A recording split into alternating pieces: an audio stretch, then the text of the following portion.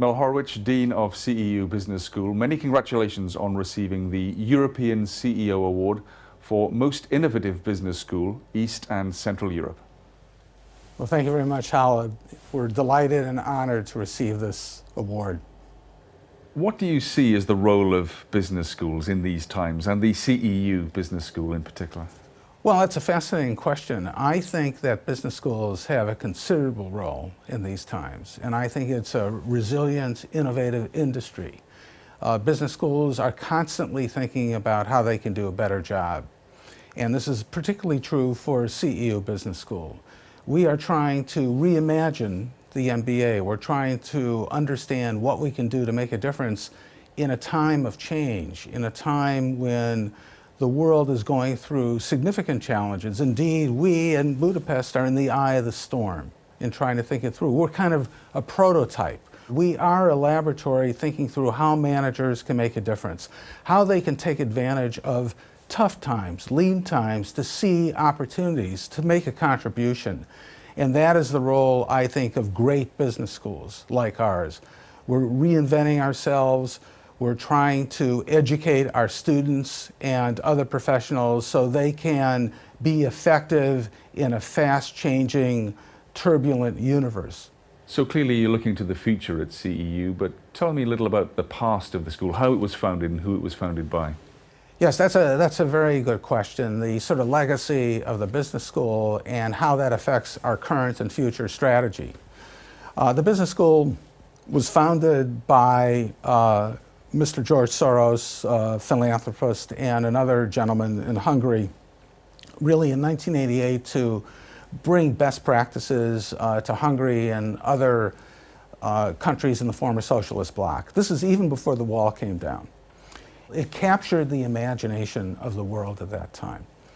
3 years later, Soros also funded and founded Central European University. So we are actually older than the university of which we're now a part.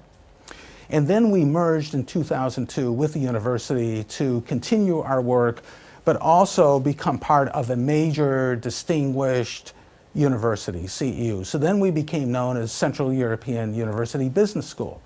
And we grew since then. The whole mission of the university is really to further what Mr. Soros called the open society, bringing human rights, integrity, anti-corruption to the practice, to society. And this, of course, is quite important. The business school has played a role in that. Indeed, we were funded with a major grant on integrity very, very recently. However, we are now contributing to the mission of the university overall in a very interesting way. We are helping expand the notion of the open society for the 21st century.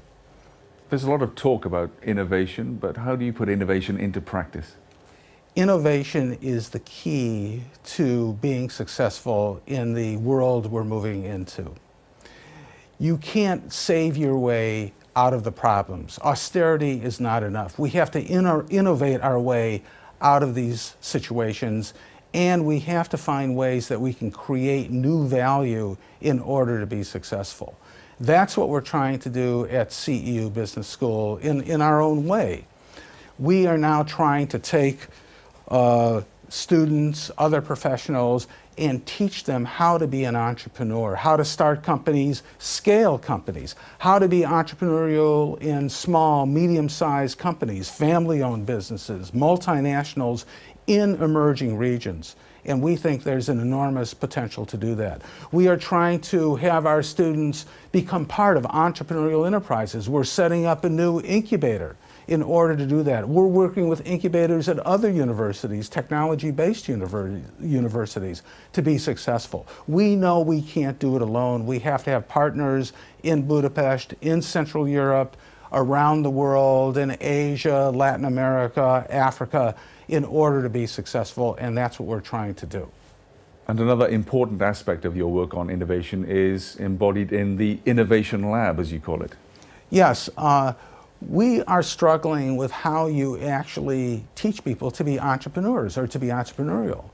One of the enduring questions, of course, is can you actually teach people to be entrepreneurs? Are they just sort of born with it in their DNA?